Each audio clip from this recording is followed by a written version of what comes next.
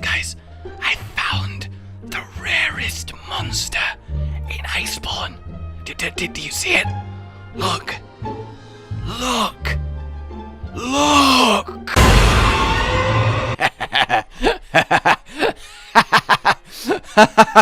It really is quite scary, honestly. Hello, my fellow hunters. Just what is the rarest monster in all of Monster Hunter? Is that not quite the interesting question? I certainly think so, but it is one that is very hard to answer because, well, we have no idea of the population of every monster and their spread across various environments. We really should know, but we kind of don't for nearly all of them. So if you could fix that at some point, what's even the point of you, Mr. Researcher? Oh!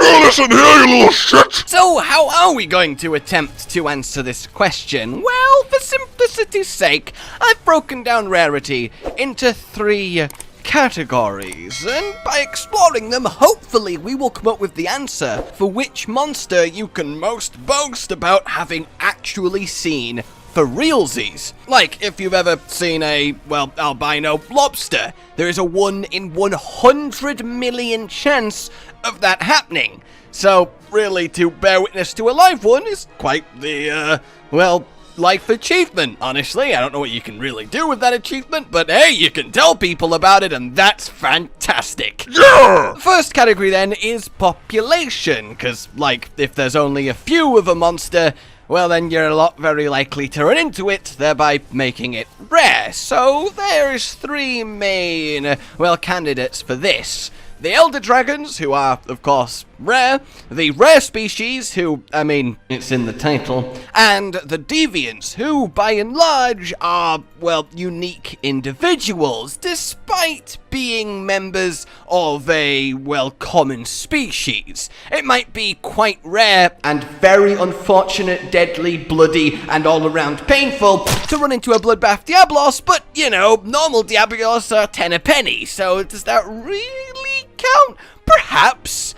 So, based on that, we have to essentially include every single Deviant, because they're, again, unique individuals. Though, of course, you could recreate a few, it would be hard to do it exactly the same. Something like Silverwind Nagakuga gets that way because he's old, so presumably, generally speaking, if a Nagakuga manages to not get hunted for long enough and reach that age, then they'll be similar to Silverwind, but maybe not exactly the same, so you could count them as different. So yeah, every Deviant has to go into the pile of contenders for rarest monster. And while all Deviants are variants, they are much more seldom seen, so all of them by definition are rarer than all of the variants, so they kind of get eliminated.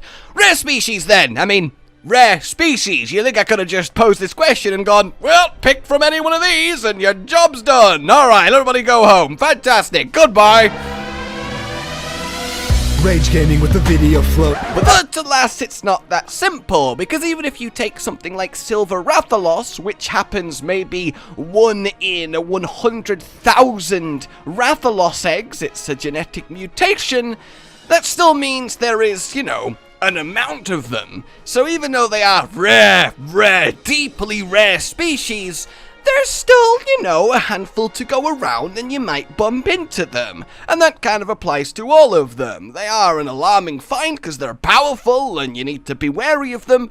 But despite being, yes, undoubtedly rare, in the context of rarest, perhaps not rare enough. Though some of them definitely are contenders when we look at the next few categories. And of course, the Elder Dragons have to be included on this potential list because all of them are inherently rare. They keep to themselves, they're secluded, they're powerful, it's a state of alarm when one is seen, they're not just roaming around having a party in huge herds, despite how many hundreds we slay every day in Monster Hunter.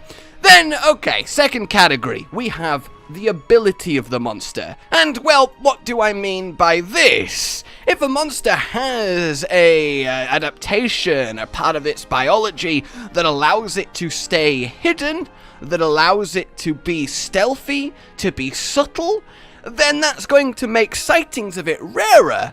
There could be 1 million of something, but if it's literally invisible, you're not gonna see it, and if you do see it, well, lucky you. Hello. So of course this means something like Chameleos, which is also an Elder Dragon to begin with, is a strong candidate for Rarest Monster. Now there's not many abilities that I think should really be counted heavily when it comes to this. You could look at something like a Nagakuga and how stealthy it is, how it hides in the shadows and the undergrowth and stalks, and well, the first thing you know about a Nagakuga is when its claws are in your back. But they are undoubtedly common, so really we are just looking at the invisible monsters here, of which there is 3 of them: Chameleos, Lucent Nagakuga, and Nightcloak Malfestio, which is really helpful because that's 1 for each of the 3 rarest categories, so I don't know, pick one. Then we have the final of the categories, which is the environment they live in. Again, if your monster has a population of billions, but they all live in space, well, you're not gonna see them, are you? Because, you know, they're in space. Not that any of the monsters live in space, but you get my point. Such as the tiny, adorable little mousy animal called the Lea Pika. And it's just precious, look at the little face. There's only about 1,000 of them, and they all live at the top of one single mountain in the world. So both in population and environment, and really the size of them, which I guess could be counted as ability, they are arguably the, or at least one of the rarest creatures just in the entire Earth. So that's pretty cool, isn't it? So when it comes to environment, what are the main ones? You have stuff like deep jungle that's hard to navigate, but, you know, not that hard for a hunter. So your main areas are volcano-y, which again is hard to explore, but, you know, has been very much explored by the hunter. We've got to even places like the Sacred Land, which is the heart of a huge volatile volcanic belt where you fight Elatrion, and, you know, we managed to get there fine. We jump into literally flowing rivers of lava to fight these creatures, however that makes sense, but it does.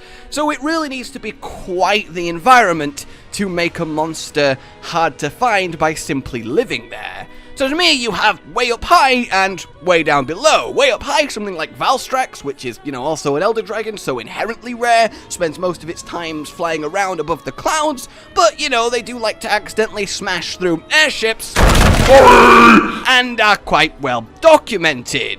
In fact, aerially, there isn't a crazy amount. You could have something like Yamasukami that floats through the air, spends most of its time just sat as part of the landscape. You could walk past one and never know it, and again, a seldom seen Elder Dragon.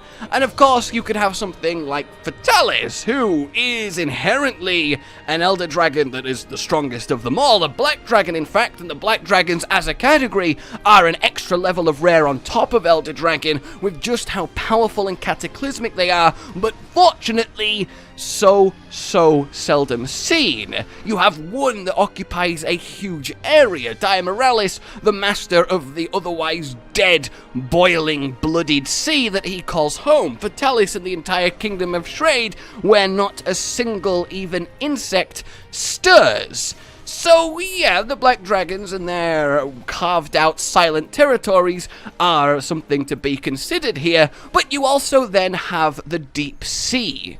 Very far down. Even in our world, we have barely explored even a fraction of the deepest reaches of the ocean because it's so bloody hard to do. So animals that live down there, like Nikakos, like Cedius, like even an adult Gobule, and Gobule, by the way, spends most of his time, at least the babies, hidden buried at the bottom of riverbeds, so, you know, that's quite hard to spot. They could be rare-ish, but the adults that live at the bottom of the ocean in the pitch black, well, they're obviously going to be quite rare. We've not even seen a single one of them, never fought it, but I don't think that should count too much, because they've just not chosen to have that happen. But we also have something like Abyssal Lagiacrus, which is a rare species by itself, so inherently rare, but it also lives deep sea, so it has the environment factor going for it too. If you fought one of them, well, you're both a lucky, unlucky little hunter, you.